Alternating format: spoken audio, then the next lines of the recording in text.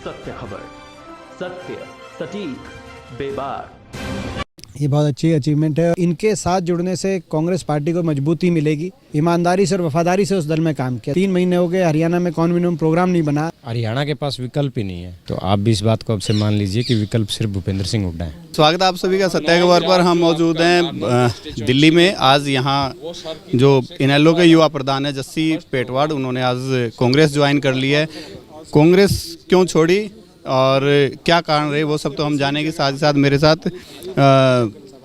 दीपेंद्र हुड्डा मौजूद हैं, जिनकी अगुवाई में आज इन्होंने कांग्रेस में शामिल हुए। सबसे पहले इस जैसा एक योद्धा आपके साथ आया, उसके लिए बहुत बहुत बधाई। धन्यवाद सत्य जी आपको। और जिस प्रकार से जस्सी आया, बहुत सारे युवा साथ जुड़ते जा रहे हैं, एक अच्छी अचीवमेंट है कांग्रेस के लिए। ये बहुत अच्छी अचीवमेंट है और हम बहुत बहुत स्वागत करते हैं।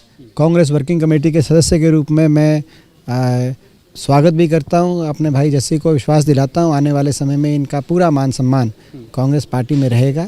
इनको बहुत बहुत शुभकामनाएं देते हैं और इनके साथ जुड़ने से कांग्रेस पार्टी को मजबूती मिलेगी।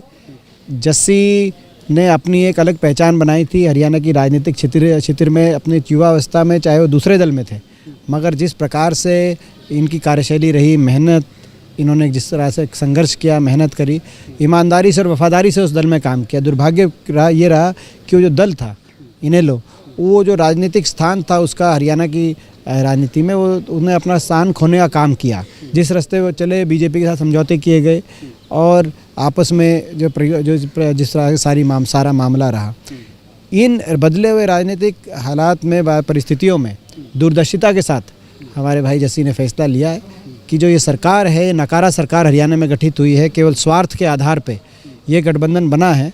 आज 3 महीने हो गए, हरियाणा में कौन मिनिमम प्रोग्राम नहीं बना, लोगों से कोई सरकार का सरोकार नहीं है। ऐसे में विपक्ष की भूमिका एक महत्वपूर्ण है अगले कुछ वर्षों के अंदर। उस भूमिका को निभाने में जस्सी का एक महत्वपूर्ण योगदान रहेगा, भूमिका रहेगी, तो इनका बहुत बहुत हम स्वागत करते हैं। जिस प्रकार एमपी साहब ने कहा कि जस्सी आए हैं तो कहीं ना कहीं मजबूती होगी, आपके लिए विकल्प तो बहुत थे, फिर कांग्रेस ही क्यों? हरियाणा के पास विकल्प ही नहीं है। मैं भी हरियाणा, मेरे पास भी कोई विकल्प नहीं था।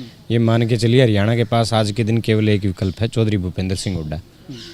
तो आप भी इस बात को अब से मान लीजिए कि विकल्प सिर्फ भूपेंद्र सिंह हुड्डा है। इस प्रकार से चुनाव के बाद, चाहे हम भूपेंद्र सिंह हुड्डा की बात करें या आपकी बात करें, लगातार आप लोग फील्ड में जा रहे हैं, लगता है कि लोगों का विश्वास जमने लगा जिस प्रकार जस्सी आए? बिल्कुल, लोगों का विश्वास है और लोगों का हम धन्यवाद करते हैं। लोगों ने विश्वास चुनाव में भी दिखाने का काम किया, बहुत आशीर्वाद लोगों का मिला। मात्र 4200 वोटों का अंतर कांग्रेस और भारतीय जनता पार्टी में रहा, और जबकि हर प्रकार से साम दाम दंड भेद का प्रयोग बीजेपी द्वारा किया गया और ये दिखाया गया कि 75 पार और 80 पार और 83 तक भी सीटें मीडिया के चैनल दिखा रहे थे मतदान से पहले। तो यानी कि लोगों को भ्रम में रखा गया, उसके बाद भी केवल 4200 वोटों का अंतर मिला। तो यानी कि लोगों की भावनाएं पहले भी कांग्रेस पार्टी के साथ थी, चौधरी भूपेंद्र सिंह हुड्डा जी के नेतृत्व के साथ थी और लोगों ने बहुत साथ दिया।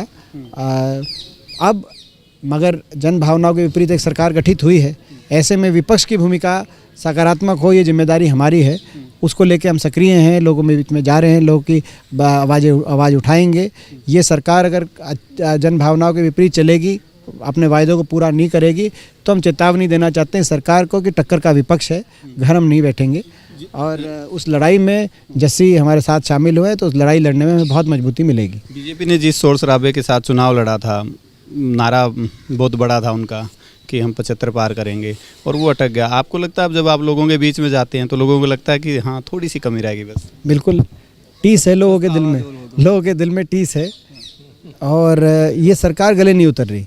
क्योंकि आप देखिए, जो दल मिल जाके बीजेपी को रातों रात समर्थन जिन्होंने डिक्लेयर किया, उन्होंने जो है हर सभा में, हर मंच पे यही कहा कि कुछ भी हो जाए, बीजेपी को सत्ता से बाहर और जमुना पार अगर भेजना है तो हमारा साथ दो, कुछ भी कर लेंगे मगर ये समझौता नहीं करेंगे बीजेपी के साथ।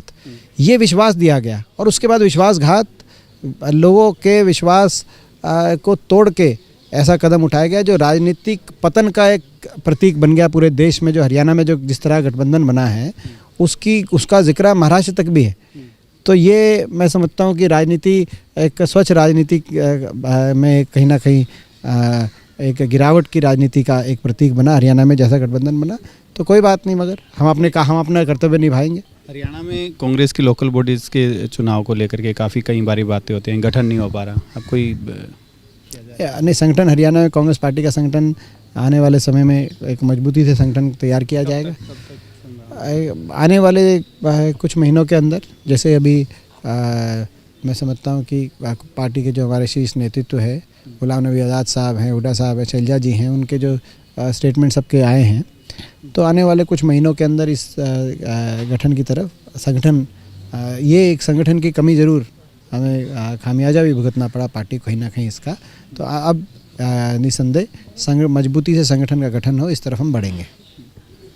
बिल्कुल, दीपेंद्र हुड्डा मेरे साथ थे और आज इन्हीं की अगुवाई में कहीं ना जस्सी पेटवाड़ ने कांग्रेस ज्वाइन की है। बड़ी बात आज जस्सी पेटवाड़ ने यहाँ पे की है, विकल्प अब हरियाणा में सिर्फ इनको कांग्रेस दिखाई देता था, इसलिए कांग्रेस का हाथ थामा है। कैमरा से जतिन के साथ सत्यदेव शर्मा,